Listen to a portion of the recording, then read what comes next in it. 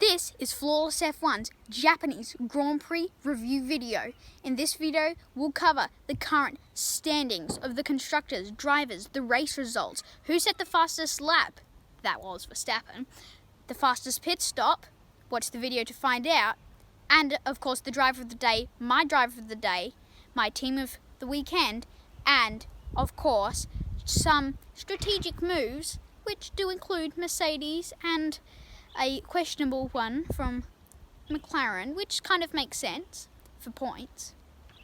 And of course, Red Bull, Oracle Red Bull Racing has won their 6th Constructors' Championship.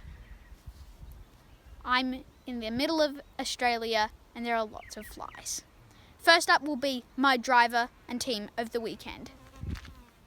Suzuka was certainly a weekend to remember for not only rookie Oscar Piastri scoring his first ever points in Formula 1, but Red Bull also won the Constructors' Championship. We'll do that in a sec. Oscar Piastri, of course, my driver of the weekend, 3rd place, first ever podium ever, and he is now only the 5th ever Australian to start on the front row. Team of the weekend, McLaren. Now, Mercedes, I noticed, did a swap. So Russell was told to go behind Hamilton and let Hamilton go ahead, which they'll probably make a big song and dance about that in Drive to Survive, as the typical waffling fashion of the show. But I just noticed that, and I think it's probably not very fair because they're Hamilton's higher, so I guess it makes sense.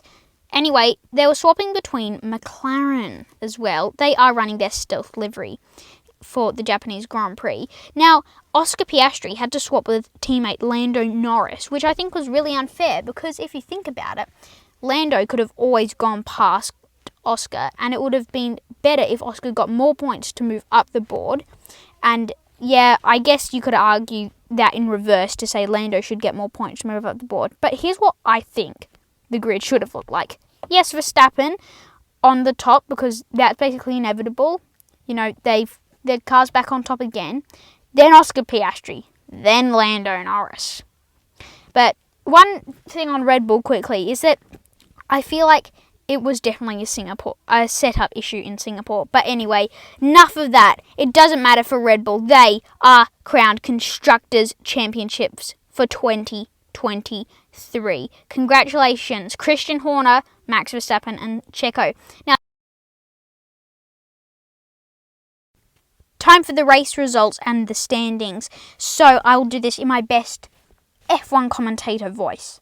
Fastest lap was Verstappen. Ferrari did the fastest pit stop, and the driver of the day was Oscar Piastri. So it was Verstappen, Norris, Piastri, Leclerc, Hamilton, Sainz, Russell, Alonso, Ocon, Gasly, Lawson, Tsunoda, Zhou Guanyu, Hulkenberg, Magnussen, and 5 NCs not competing due to some havoc at the start. Now, Constructors, Red Bull won the Constructors. Now, Ferrari are not too far behind Mercedes. Aston Martin could catch up to Ferrari. McLaren, very much a threat to Aston Martin. Alpine, much further behind McLaren. Williams could catch Alpine. Haas could catch Williams. Alfa Romeo and Haas are split by 2 points, and AlphaTauri is split by 5 points from Alfa Romeo. Driver standings, Verstappen on dead 400 points. Perez, Hamilton, Alonso, not too far behind Hamilton, less than 20 points. Sainz, just very close to Alonso, Leclerc, Norris, Russell, Piastri, Stroll, Gasly, and they are all so close on points. Ocon, Albon, Hulkenberg, Bottas,